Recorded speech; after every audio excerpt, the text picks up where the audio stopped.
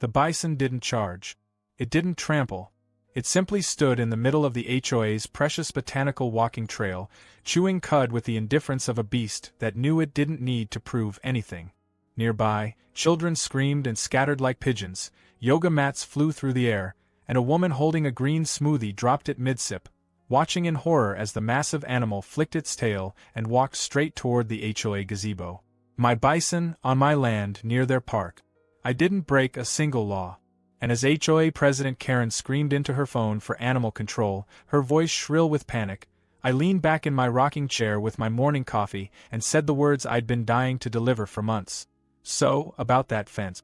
But to understand how we got here, you'd have to rewind 6 months. That's when it all began, with a fence, a fine, and a woman who seriously underestimated how stubborn a rancher can be.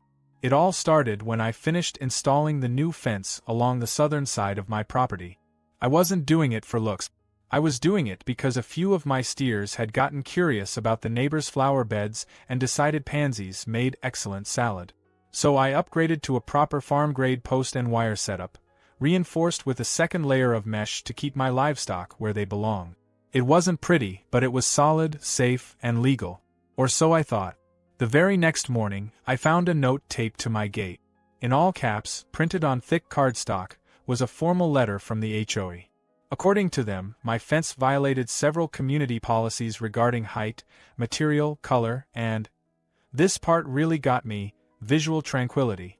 Apparently, the reflective metal on the wire disrupted the pastoral flow of the neighborhood, and had been a source of complaints. That was HOA speak, for Karen didn't like it. She lived across the greenbelt in a faux Tuscan villa that came with a daily attitude and a ridiculous garden gnome collection. And somehow, she'd made it her life's mission to micromanage everyone within a 500-foot radius. I tried to be reasonable. I called the number listed on the notice and asked to speak to someone on the board. Instead, I got routed straight to Karen's voicemail, where she'd already prepared a message detailing her hours of availability and preferred method of contact. Email only, no phone calls, and absolutely no drop-ins. So I emailed.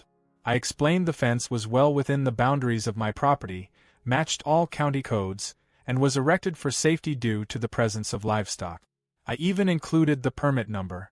3 days later, I got a reply. It was one sentence long. Your fence does not align with our community's aesthetic values. Please remove it by Friday or face penalties. I ignored it. Friday came and went. The fence stood. And then came the fine.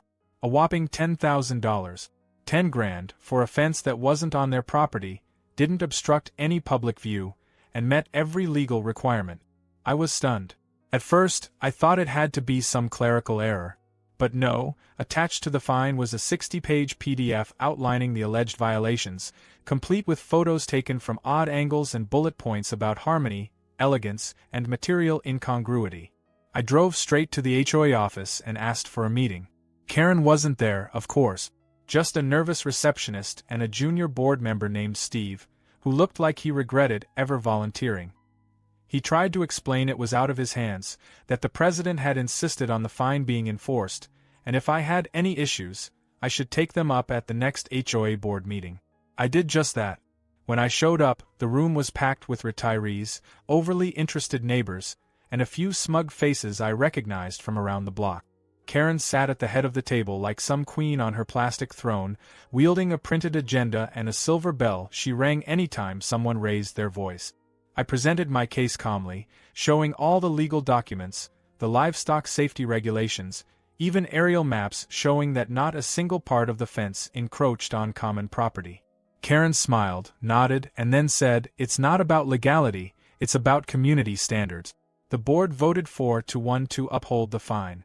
The one no vote was Steve, who avoided eye contact with me on the way out. I walked out of that meeting vibrating with frustration. $10,000 over a fence built to keep animals in. A fence no one could even see unless they were intentionally snooping. And all because the self-proclaimed protector of neighborhood serenity didn't like seeing rural functionality from her wine cellar. I could have taken it to court, sure. I could have spent months fighting over paperwork, arguing clauses, and dealing with more nonsense. But I had a better idea. That night, I sat on my back porch with a bourbon in hand and stared out over the pasture. The air was still, the stars clear, and the silence interrupted only by the occasional moo from a cow settling down. Then it hit me. If Karen thought a fence was disruptive, what would she think of what the fence was for?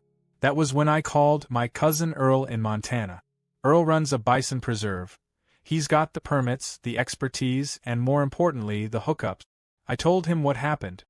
He laughed so hard he choked on his chew. And then he said, "You want some buffalo? I'll send you the tamest ones we got." Of course, I didn't just throw bison into my field without checking the legal side. I knew what I was doing. I spent the next few weeks researching wildlife permits, checking containment protocols, and upgrading my property boundaries with steel-reinforced gates and solar-powered alarms. I met with the local agricultural extension office, who confirmed that as long as I had proper fencing, signage, and care plans, I could house bison on private land. I didn't tell a soul, not even my closest neighbors. I wanted the surprise to land just right. Meanwhile, the HOA kept sending reminders. Pay the fine. Remove the fence. Submit an apology letter if I wanted to avoid further penalties. I smiled at every email. I even framed one. Then, one brisk morning, as dew still clung to the grass and the sun peeked over the hills, the truck arrived. A long silver trailer backed into my property, and out stepped 3 adult bison and 2 calves. Their hooves hit the ground like thunder. Their size was majestic, their movement deceptively graceful. My dog took one look and ran for the barn. By noon, the bison were grazing peacefully, adjusting to their new home. I had a high-grade feeding station set up, watering troughs installed, and clear signs warning anyone not to approach. And wouldn't you know it, by evening, Karen showed up, wearing oversized sunglasses and a tracksuit, flanked by 2 other board members.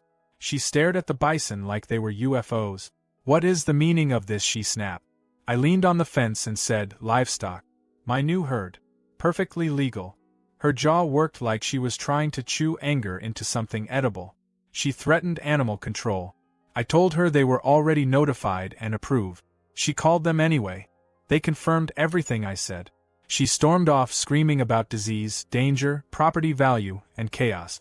I went back to my porch and watched the bison wander toward the back fence, peacefully munching, unaware of the storm they'd just started.